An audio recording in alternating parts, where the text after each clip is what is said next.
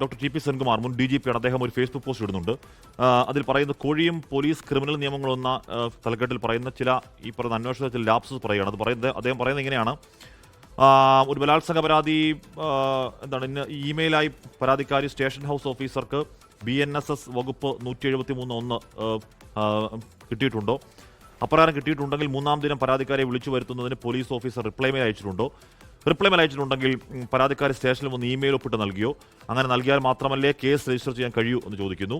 ഇനി പോട്ടെ, നിയമവിരുദ്ധമായിട്ടാണ് case register ചെയ്തെങ്കിൽ പോലും പരാതിക്കാരിയെ BNSS വകുപ്പ് 184(1) പ്രകാരം കേസെടുത്ത തീയതി മുതൽ 24 മണിക്കൂറിനകം അതിജീവിതയെ വൈദ്യപരിശോധന നടത്തിയോ? പോട്ടെ, അങ്ങനെ വൈദ്യപരിശോധന പോലും നടത്താതെ എങ്ങനെയാണ് വകുപ്പ് 35(1)B പ്രകാരം പരാതി വിശ്വാസയോഗ്യമാവുക?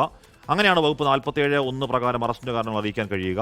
എങ്ങനെയാണ് 187(1) പ്രകാരം കോടതിക്ക് റിമാൻഡ് ചെയ്യാൻ കഴിയുക? എങ്ങനെയാണ് മുഖ്യമന്ത്രിയോട് പരാതിക്കാരൻ നടത്തുന്ന പരിദേവനം ക്രിമിനൽ നടപടിയാവുക? ഈ ക്രിമിനൽ നടപടിക്രമങ്ങൾ പാലിച്ചില്ലെങ്കിൽ കൂടി രക്ഷപ്പെട്ടു, അത് പോലീസ് അറിയുക എന്ന ഒരു മുൻ DGP എന്ന് പറഞ്ഞാൽ പോലീസിന്റെ ആസ്ഥാനത്തിരുന്ന പോലീസ് തലപ്പത്തിരുന്ന ആളാണ്. അദ്ദേഹത്തിന്റെ പ്രാക്ടിക്കൽ പ്രൊഫഷണൽ വൈദഗ്ധ്യം കൂടി അതിനകത്തുണ്ട്. അങ്ങനെ എന്തെങ്കിലും ലൂപ്പ് ഹോൾ അതിലുണ്ടോ എന്ന് പോലീസ് പരിശോധിക്കട്ടെ. ലോകത്തെവിടെയായാലും ഏത് സമയത്തും 24 വാർത്തകളും ഓഗ്മെന്റഡ് റിയാലിറ്റി പാക്കേജുകളും എക്സ്പ്ലെയിനറുകളും വിശദമായി കാണാൻ ഞങ്ങളുടെ YouTube ചാനൽ നിങ്ങൾക്ക് സബ്സ്ക്രൈബ് ചെയ്യാം.